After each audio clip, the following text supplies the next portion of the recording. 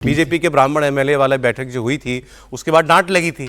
प्रदेश अध्यक्ष ने बोला तो प्रदेश अध्यक्ष को किसी ने बोला होगा कि संभालो ये क्या हो रहा है कि बीजेपी के नेता जो हैं ये गुट बना के, वो भी जाति का गुट बना के मिलने लगे हैं।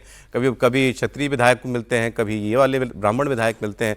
तो उसके बाद तो सबने किनारा कर लिया इस खबर से। जिनके घर में मीटिंग हुई उन्होंने भी कहा नहीं, हमने कोई, ये तो सहभोज था, खाने पे बैठे थे सब, और कोई बात हमने, कोई राजनीतिक चर्चा हमने की ही नहीं।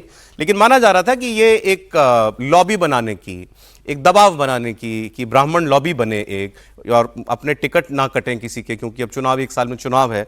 तो जिन्होंने ये मीटिंग, जिनके घर पे हुई, पीएन पाठक, इन्होंने आज एक पोस्ट किया है, जय श्री राम, जय सनातन, जय भाजपा। सनातन परंपरा में ब्राह्मण को समाज का मार्गदर्शक, विचारक और संतुलनकर्ता माना गया है। जहां ब्राह्मण एकत्र होता है वहां ज्ञान, विवेक और चिंतन का मंथन होता है, जो हिंदू अस्मिता को सशक्त बनाता है। उसका धर्म समाज को जोड़ना है, विभाजन नहीं है। अब ये सफाई है या डंके की चोट पे कहना है कि हम तो मिले थे, तो मिले थे? चेतावनी नहीं, थोड़ा ठिठक कर फिर से खड़े हो जाना है, इसको यूं समझिए। क्योंकि जब पंकज चौधरी ने वो बयान दिया था तो उसके बाद बड़ी शांति हो गई थी, लेकिन उसके बाद फिर लोगों को पंकज चौधरी जी के कुर्मी समाज में कैसे पंकज चौधरी जी का सम्मान हो रहा है, और इसमें कोई बुराई भी नहीं।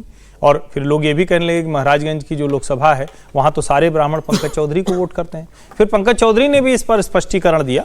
लेकिन एक बात जो भारतीय जनता पार्टी के लिए सचमुच चिंता की है, ये ब्राह्मण विधायक बैठे थे, लड़ाई लड़ने बैठे थे, या सिर्फ क्या था, जिले जिले में कोई न कोई मसला निकालकर ब्राह्मणों की गोलबंदी हो रही है, जो भारतीय जनता पार्टी के लिए चिंता की बात है। और आप मतलब सब जगह जगह लोग ये कह रहे हैं कि भाई हमारे हक नहीं बन रहे हैं, हमारे अधिकार नहीं बन रहे हैं, जो नेता है वो ब्राह्मणों की सुन नहीं रहा है। और इससे मुश्किल क्या है कि इससे भारतीय जनता पार्टी को ये वाला तो कोई दिक्कत नहीं है, तो विधायक सांसद लोग हैं, इनको तो एक बार चिट्ठी जाएगी। लेकिन अगर नीचे कार्यकर्ता, मंडल स्तर पर, जिले स्तर पर ये बात होने लगेगी, तब वो चिंता की बात होगी। हमने तो पूरे डिटेल में बात की थी ना, वो कि कितने ब्राह्मण, कितने क्षत्रिय, कितने ओबीसी, तो लगभग 100 के लगभग 100 जो हैं वो सवर्ण विधायक हैं।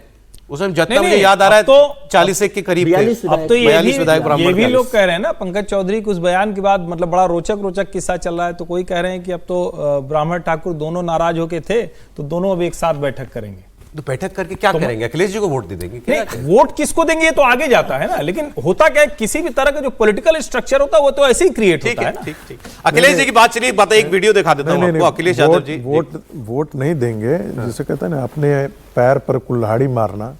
भारतीय जनता पार्टी के पैर पर कुल्हाड़ी जैसा ही होगा, इसके अलावा और कुछ नहीं होने वाला। अखिलेश यादव की खबर, अखिलेश यादव मंदिर मार्ग पर चल रहे हैं। वो भी 2027 का विपत्ति काल अखिलेश यादव को नजर आ रहा है कि भाई 27 बहुत आसान चुनाव नहीं होगा, और चुनाव जीतना है तो फिर महादेव को याद करना होगा। तो महादेव के भक्त वो भी अपने आप को बता रहे हैं, इटावा में मंदिर बनाया है, और जो उनके ऊपर आरोप लगता है कि एमवाय समीकरण मुसलमान और यादवों की पार्टी है, और वो बताना चाहते हैं कि भाई जैसे ममता बनर्जी ने बंगाल में मंदिर बनाया है, अखिलेश यादव भी ये कहना चाहते हैं कि मैंने भी मंदिर बनाया है।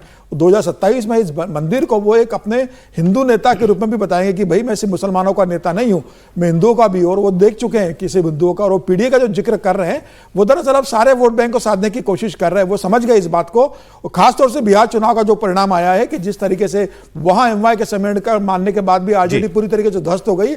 अखिलेश यादव को लग रहा है कि सिर्फ एमवाय के दम पर, क्योंकि अब ओवैसी भी धमक के साथ उत्तर प्रदेश का चुनाव लड़ने वाले हैं, तो अखिलेश यादव को लग रहा है कि भाई मुसलमानों का वोट तो बटेगा, कांग्रेस से गठबंधन नहीं होगा तो कांग्रेस के पास जाएगा, ओवैसी के पास जाएगा। इससे बेहतर है कि मैं कुछ हिंदू वोट लेने की कोशिश करूं और अपने आप को हिंदू बताने की कोशिश करूं। तो मुझे लग रहा है 2027 से पहले एक राजनीतिक कोशिश है अखिलेश यादव की। अच्छा, अब एक बात जरा आप संभल की मैं आपको बता देता हूं। एक इतना मतलब संभल ऐसा संवेदनशील हो चुका है, एक छोटी सी पैमाइश के लिए, जमीन की नपाई के लिए फ्लैग मार्च करना पड़ रहा है सुरक्षा बलों को। बड़ी तादाद में पुलिस वालों की तैनाती करनी पड़ी है, ड्रोन से सर्च की जा रही है, सर्च टीमें लगाई हुई हैं वहां पर। है क्या मामला? संभल में एक विवादित मस्जिद के पास एक कब्रिस्तान है, और उस कब्रिस्तान की पैमाइश हो रही है।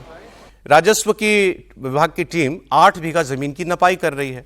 सवाल यह है कि भाई कब्रिस्तान की जमीन पर अवैध मकान, दुकानें बन गए, ऐसा आरोप लोगों ने लगाया। तो पुलिस वहां पर पहुंची है, अपना कर रही है जो भी, तो बड़ी नॉर्मल सी काम है। लेकिन इसके लिए पुलिस फोर्स का flag march, RRF, RPF, PAC सब जो है, रैपिड एक्शन फोर्स और पीएसी तैनात कर दी गई है।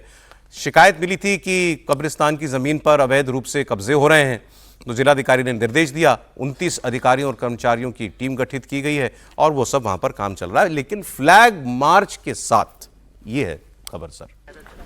इसका मतलब आप समझ जाइए कि वो कितना संवेदनशील इलाका हो गया है। क्या 50 साल पहले ऐसा ही संवेदनशील इलाका था? आज क्यों संवेदनशील इतना इलाका बन गया है? छोटी छोटी बातों पर ये जो मजार और ये जो है, ऐसी छोटी छोटी बातों पर जो सामान्य प्रशासनिक विषय ये होना चाहिए था कि मान लेते हैं कोई एंक्रोचमेंट हो गया है तो सरकार यदि वो नाप जोक करके चाहती है कि भाई जहाँ तक एंक्रोचमेंट हुआ है उसको एंक्रोचमेंट को हटा दें, इसमें तो कोई दिक्कत नहीं होनी चाहिए थी। लेकिन क्यों ऐसा हो रहा है? क्योंकि आपको ध्यान में होगा कि मस्जिद के मामले पर कोर्ट के आदेश पर पुलिस वहां पर गई थी, सर्वेक्षण के लिए गई थी, कोर्ट के आदेश पर गई थी, फिर भी उस पर क्या हुआ? उस पर पत्थर फेंके, उसके तरफ बम फोड़े गए थे। तो ऐसी स्थिति में चूंकि ये बहुत संवेदनशील इलाका आज के दिन में हो गया है, मुझे लगता है कि सरकार जो है वो हर प्रिकॉशन अपनाना चाहती है, सतर्कता के साथ आगे सतर्कता का।